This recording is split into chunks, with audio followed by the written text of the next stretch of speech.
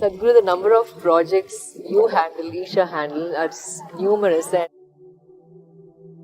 I mean, how do you handle that? I mean, do you have that like a very clear blueprint in your mind? Even if you do, how do you bring the volunteers to exactly execute what's in your mind?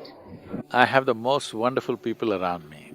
This is the biggest gift. I have most wonderful people around me. Apart from that, this will be very hard for your viewers to digest, but let them have little indigestion. Let them sit up and think about this. As I sit here, I'm talking to you. Am I talking sensibly? Yes. Do I look focused? Very. Well,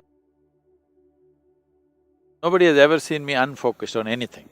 But at the same time, I have at least 12 to 14 tracks running in my mind all the time.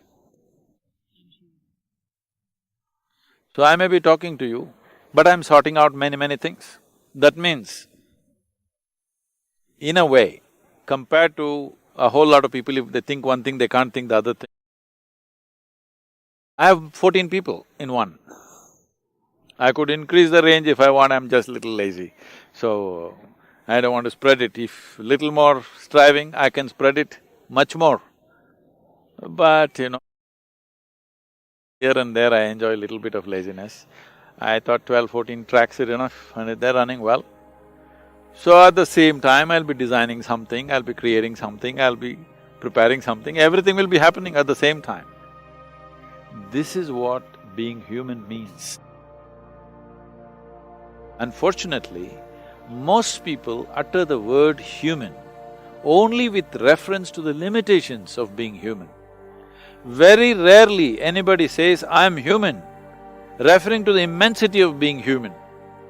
They're always saying, oh, I'm only human. So, this is what I want them to realize. This is what Adiyogi means. 112 different ways through which you can find solutions of transformation, solutions or means for transformation, for your immediate needs and for your ultimate needs, both. This dimension of science where he's talking about the entire nuts and bolts of human mechanism and the nuts and bolts of cosmic mechanism and how these two things will fit into each other absolutely without any friction, how you can be a part of the cosmos, how the cosmos can be a part of you. This is not logically correct, but when the Saptarishis asked him, what is the nature of this existence? Where does it begin? Where does it end? How big is it?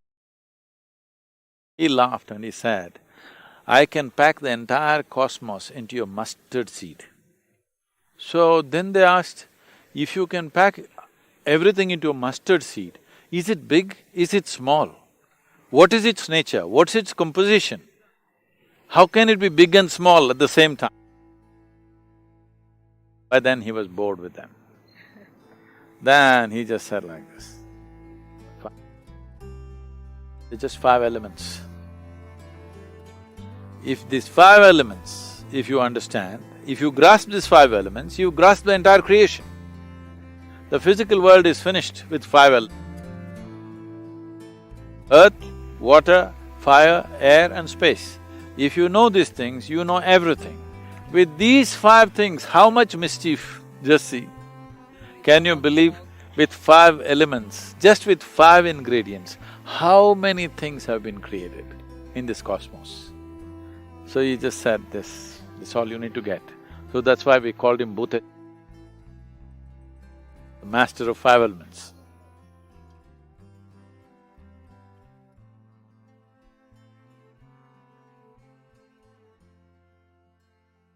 Sadhguru, Namaskaram.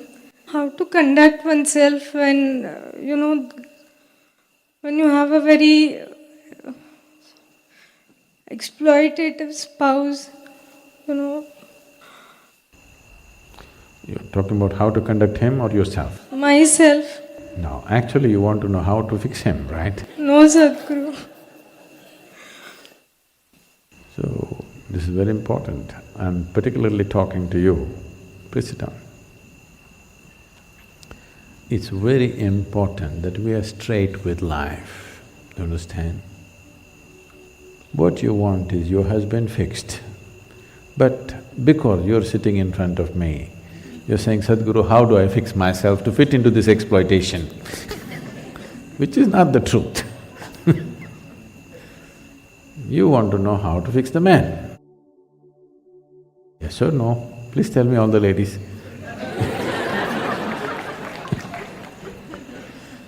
If you perceive him, we don't know what he is, we're not talking about your husband. I do not know what he is, but if you perceive him as exploitative, obviously you want to fix him, isn't it? If you perceive yourself as a problematic wife, then maybe some thought about maybe I want to fix myself will come up. When you perceive somebody as exploitative, the intention is to fix them, isn't it? But we don't want to be straight about that, because the culture doesn't tell you, the culture tells you fixing your husband is not a good thing. You must fix yourself.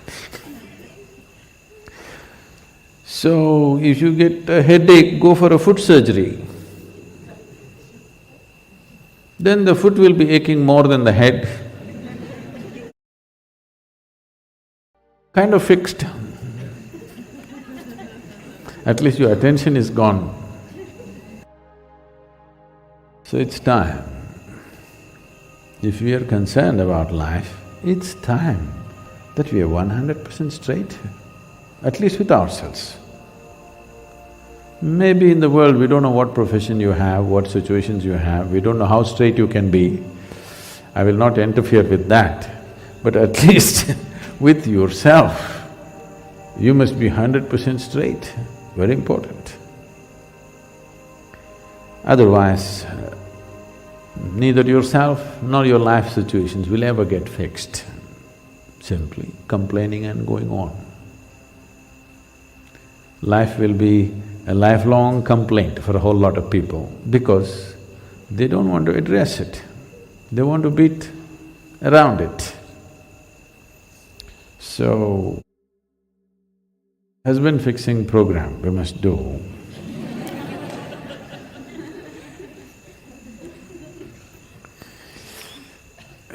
No, we fixed a whole lot of them because they became meditative and suddenly their exploitative nature went away because now they're busy with something else.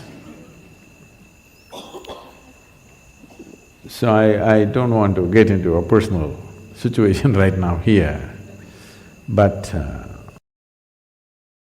you must bring meditativeness into you and into your family. This is something we have to invest into life now. If you are not able to fix your husband, at least you must have a wish that the next generation of husbands are not exploitative. If you're interested in that, you must make sure your little boy that you have right now, you must fix him now with some meditation. Yes? Meditation is not about fixing him against something.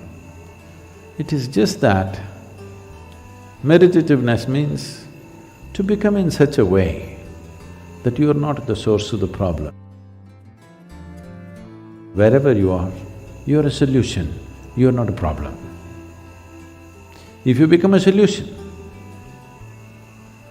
everybody will want you wherever you are, isn't it? Whether it's your workplace, your family, on the street, wherever, whoever seems like a solution, that person everybody wants, yes or no? Either you're a problem or you're one who complains about problems, nobody wants to see your face. You must know this. But if you're a solution, everybody wants you, everywhere, including your husband. He will desperately want you if you are a solution to his life. Yes? So, it's important, not just you as a person, I'm saying everybody, it's important we understand. We need to understand. If we don't make this piece of life a pleasant piece of life, first of all, this is a fundamental thing. If you do this, after that you decide whether you need marriage, you don't need marriage, you need children, you don't need children, all these things you decide later. When this is miserable, you have no business to multiply it. Yes or no?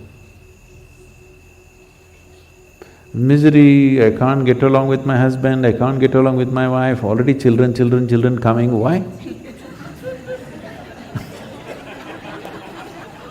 If you cannot get along, how is this happening? Because we have chosen to live unconsciously. I'm not saying live this way or that way. Whatever the hell you do it by choice and consciously, that's all. Knowing the full implications of what it means. Yes? That much responsibility everybody must take, isn't it? If you do not bring into this, you will be a lifelong complaint. I will not tell you how to deal with your marriage. You bring this much into your life. Before marriage, no, Sadhguru, I didn't want, but my parents, I got married. After marriage, I don't want to live in this marriage, but my children, After the children have grown up, but I have to wait for my grandchildren. See, you have made yourself in such a way that you are a result of an unconscious process. You are not a result of a conscious process. When you are a result of an unconscious process, you are bound to be a miserable accident. Yes, it's time every human being takes responsibility to at least change this much. Then we can talk about big things, reaching the peak of your consciousness, mukti, moksha. Don't utter these words cheaply. Don't utter these words. First fix the fundamentals. The fundamentals are just this: whatever the hell you are right now, it's yours. Either you must have the courage to change it, or you must learn to settle into it. Yes? Yes or no? Either you must have the courage to change it, or you must learn to settle into it. One of these things you must do. Simply endless complaint for the rest of your life is no good. It is just that we must understand, if we are in certain state, everything feels like it's against us. You fix this, after that you decide which way your life should be. You stay there, there's a consequence, you get out, there's a consequence. Everything there is a consequence. But at least let it be a conscious consequence, instead of being a helpless, unconscious state of existence. 3:35, 3:40, I just come awake, because some changes happen in the nature at that time. My body just comes awake. If I want, I can get up and do what I want. If I don't want, I can sleep some more, but it always comes awake. So you have to bring some sensitivity into the system that, see, you are a product of this planet, yes or no? Whatever nonsense individuals may think about themselves, we are all just a pop-up from this planet. You've seen those pop-ups on the computer screen? Pop, pop, yes? You're just a pop-up, you'll be gone. You can't believe you will be gone. Ah, me? I will be gone? Yes, all the very smart people, countless number of people who walked this planet before and you and me, where the hell are they, huh? Not a sign. All became topsoil, isn't it so? Weren't they pop-ups? Aren't you a pop-up? Poop, poop. You may think you have a great life and this and that. As far as the earth is concerned, it's just recycling its soil. Just throws you up and draws you back, throws you up and draws you back. So in this little pop-up, the important thing and the most important thing is, you create sensitivity within you, such sensitivity that every dimension of life comes into your experience. Before you fall dead, is it not important you experience this life in this fullest possible scale? Yes or no? Experience means people think we must party every day. No, same damn thing how many times you will do. There is much more for the human life to explore. you must become sensitive. When I say sensitive, because the word sensitive is used in the wrong way, in the sense, when people say, oh, she's very sensitive, we are supposed to understand, she will get hurt for just about anything. Yes? No, being sensitive to life and being ego-sensitive are two different things. Being sensitive to life means if you walk into this hall, you experience everything that's here, you don't miss a thing. If you walk outside, you don't miss a thing. Every dimension of life should come into your experience. This happened. Shankaran Pillai bought a what? He bought a work donkey. And the man who was selling the donkey said, see, this is a very sensitive donkey. You cannot beat this donkey. You cannot use bad words, you cannot abuse this donkey. Shankaran Pillai said, that's great. Every day I'm tired of beating these donkeys and abusing. Every day I have to use filthy words to get these donkeys moving. I like a sensitive donkey, and he paid little extra bonus for the sensitivity of the donkey and took it home. He left it in the barn, and tomorrow morning he has to go to work. He went there and told the donkey, please, let's go. No response. He said, please, let us go. Nothing. He went down on his knees and prayed. Nothing. You're not supposed to abuse it, you're not supposed to beat it. Not knowing what to do, he went back to the man who sold the donkey. See, I requested, I pleaded, I prayed. He's not responding, what am I supposed to do? That man said, is that so? Let me see. And he came. He picked up a thick stick like this. One whack on the head. And then he threw the stick and said, come. The donkey followed. Shankaran Pillai got furious, you idiot, you said it's a sensitive donkey, and the way you hit this animal, I've never hit an animal like this in my life. He said, no, he's very sensitive, first you have to get his attention. So, developing sensitivity means, if you simply close your eyes, you must know what phase of moon it is right now, because all this is playing in your body. Every day it is playing in your system. Do you see if it's a full moon or a new moon, the entire ocean is coming up? The tides, isn't it? You ever been to the ocean side or you don't?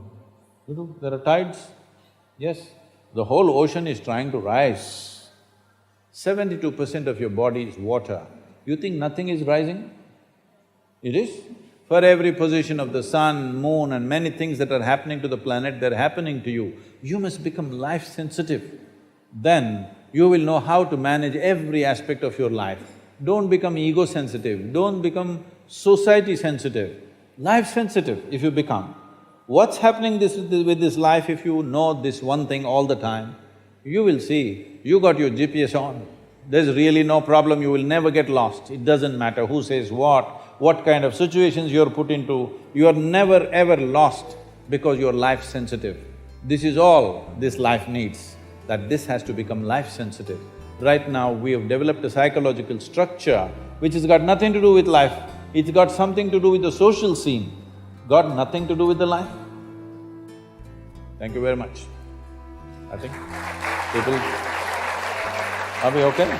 Because people are looking at watches, so I thought I've exceeded my time. That was the last question we were taking. If you have any other questions, you can put it up on social media. Sadhguru, we would like to thank you so much for gracing us with your presence today. We would like to thank…